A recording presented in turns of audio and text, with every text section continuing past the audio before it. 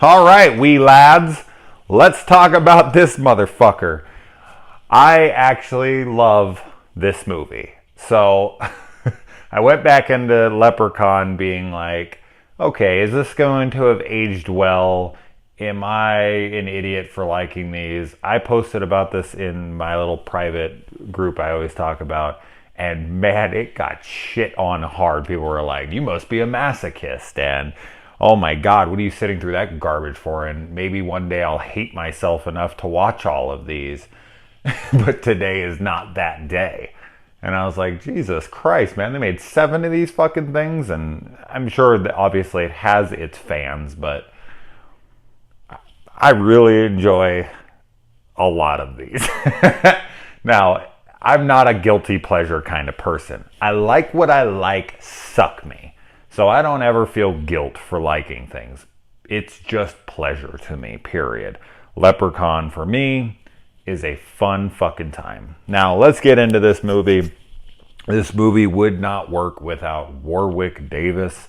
He absolutely makes the Leprechaun series come alive. It is his thing. He brings such a great presence to him. The voice that he does, just the makeup that they do on him, the way he interacts with everybody, the one-liners. I love this shit. So, we obviously have Jennifer Aniston in this movie. This is her first feature film where she's got a starring role, and she is so hot in this movie.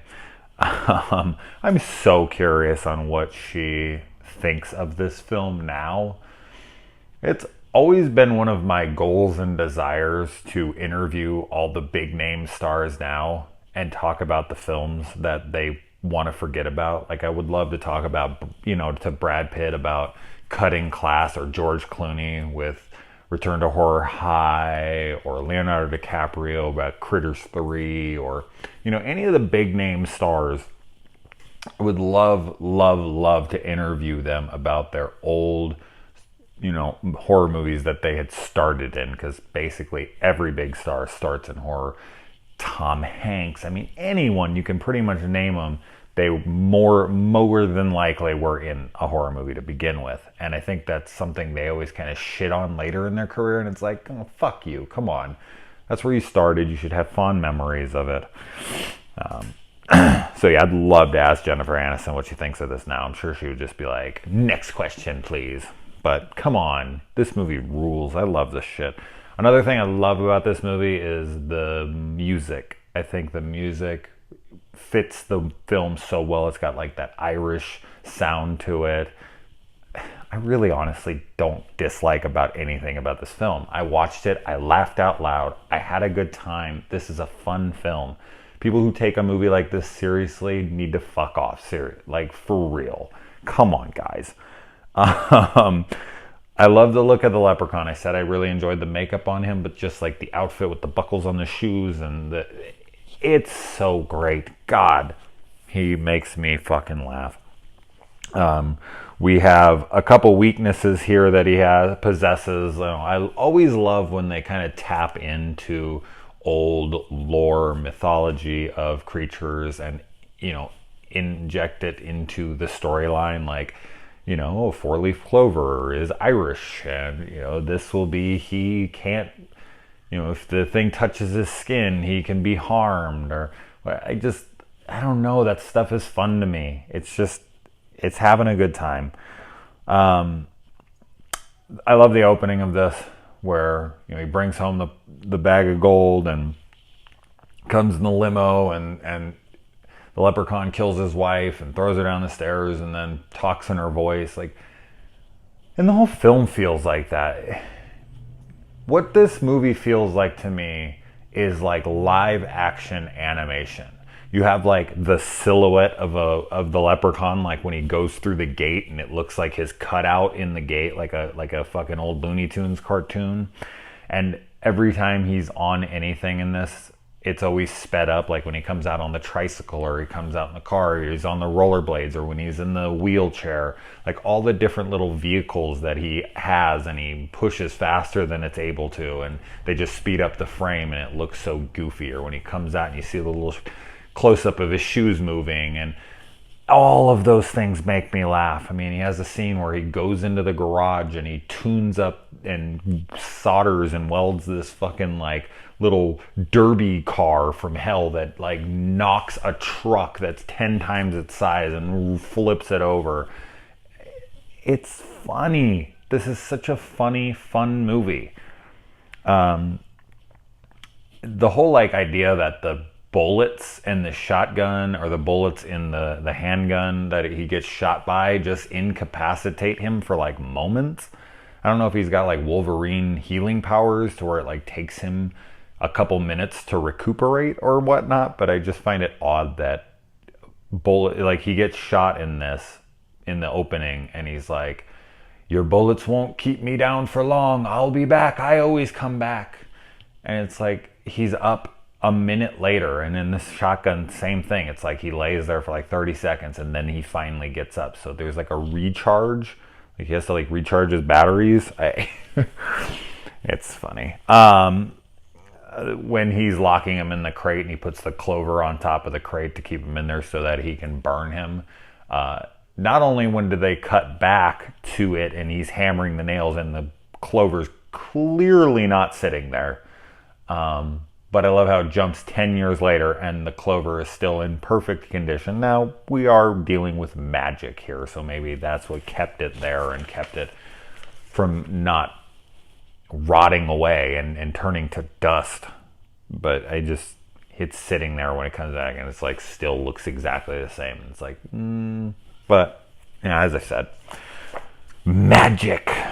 Love that freaking Larry Kazamayass from Summer School is in this. He also is in April Fool's Day.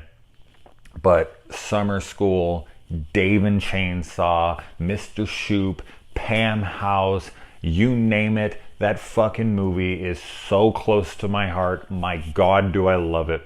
And to see Larry Kazamayass here is always a treat to see him. We also have Francis from Pee-wee's Big Adventure. I just visited the dinosaurs, so when I saw him, I was like, oh yeah, freaking Francis is in this. Where's his big giant bathtub? I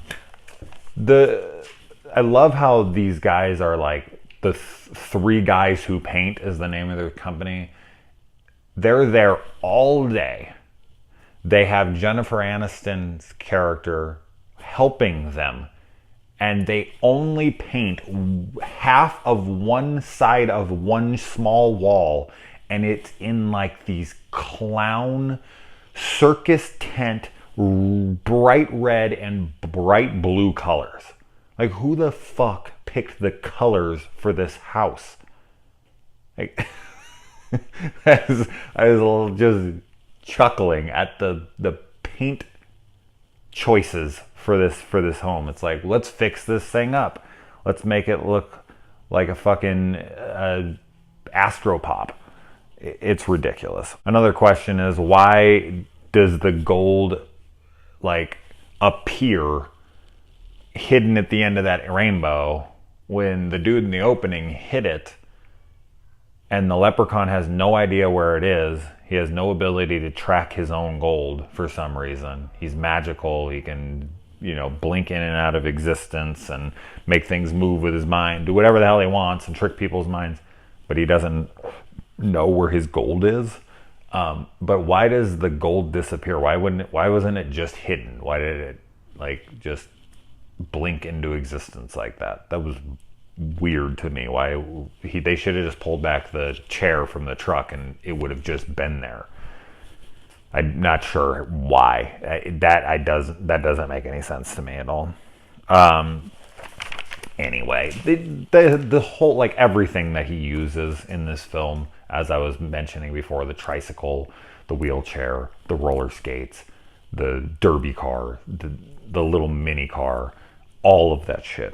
every single one of them looks hilarious. He gets pulled over by the police in that little car. The way that's framed and it's shot, where he just pulls over and the car pulls over with him, it never ceases to make me fucking laugh. It is so ridiculous looking. I love it. My favorite death in this movie is probably the pogo stick death. That's it. This film has such a childish nature to it. It's like, because the leprechaun almost looks like a child, he has such a whimsical presence to him that the film feels like a live action cartoon and embodies kind of a childish nature while being this dark horror movie. So it's like a fantasy, childish horror film. It's an interesting blend of genres. This movie does something that tons of movies do. Now, clearly you can't break a actor's neck for a film, and it's hard to make it look real, but I love how they just go like this, and they're just like, it's like a neck would have to twist a lot more than this for it to break. It's always just like this. I don't know why. I always have to notice it and be like, pretty sure it would have to twist a lot further back for that. One of the best neck breaks of all time, if not the best neck break I've ever seen in a film, is in Jason X, when he slowly cracks the guy's neck back. I thought that was evil, man. I was like, oh! Like, usually people are quick about it, but he's just like, oh! So bad. I love that he eats a box of Lucky Charms, which is Lucky Clovers in this movie, and spits them out.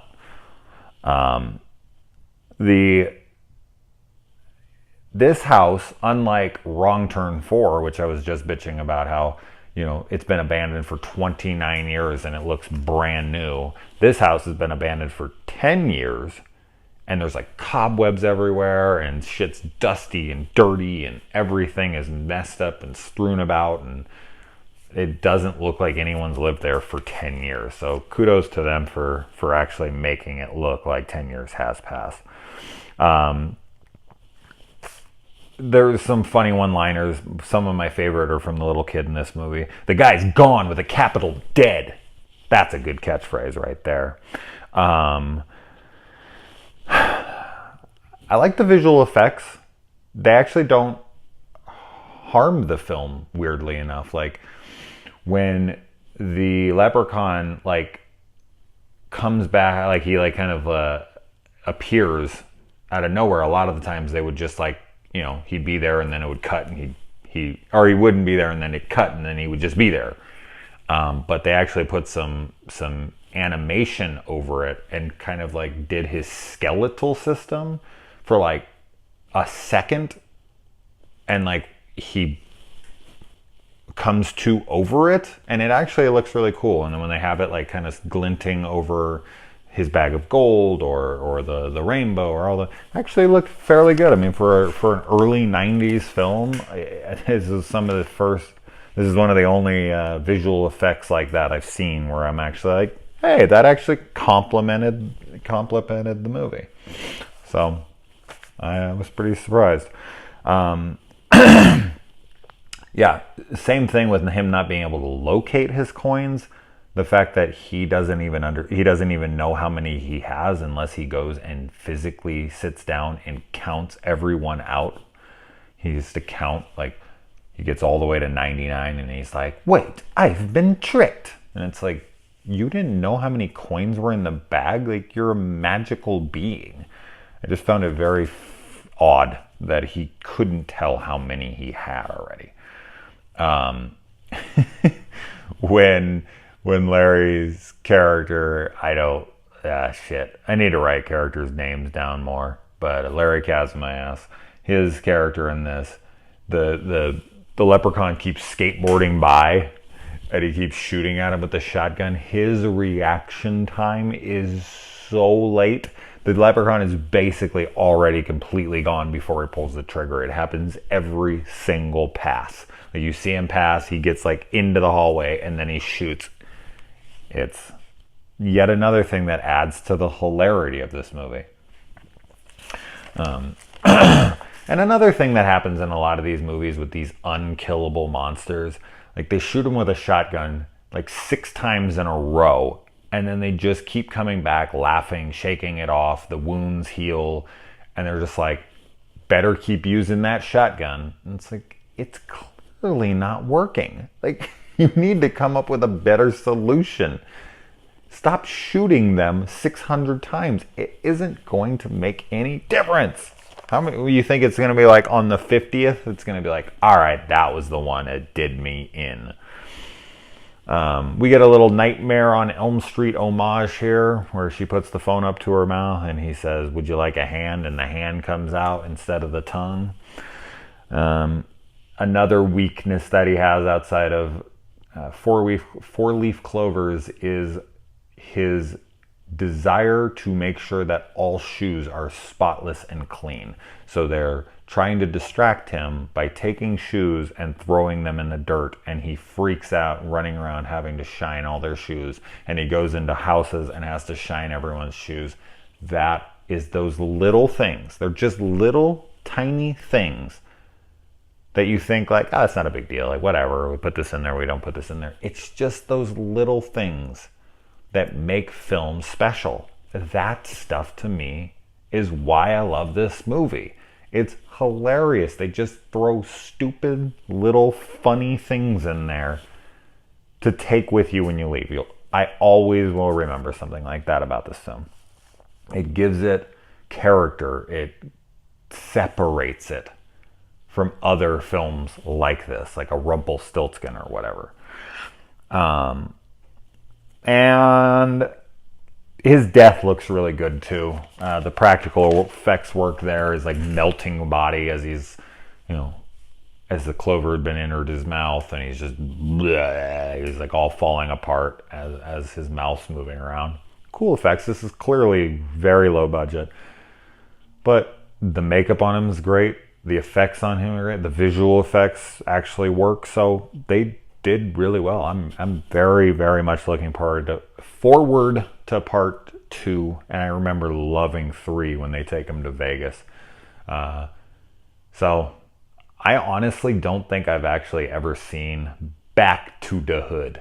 I think that's one I might, maybe not. Is that the one where the black guy keeps calling everyone ninja and trying to get them to stop using the other word?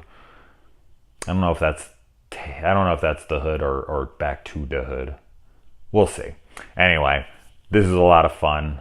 I'm very much looking forward to watching the rest. Definitely let me know if you guys hate these two. I'm fucking watching them regardless, but come on, there's got to be some fans out there, right? Guys, right?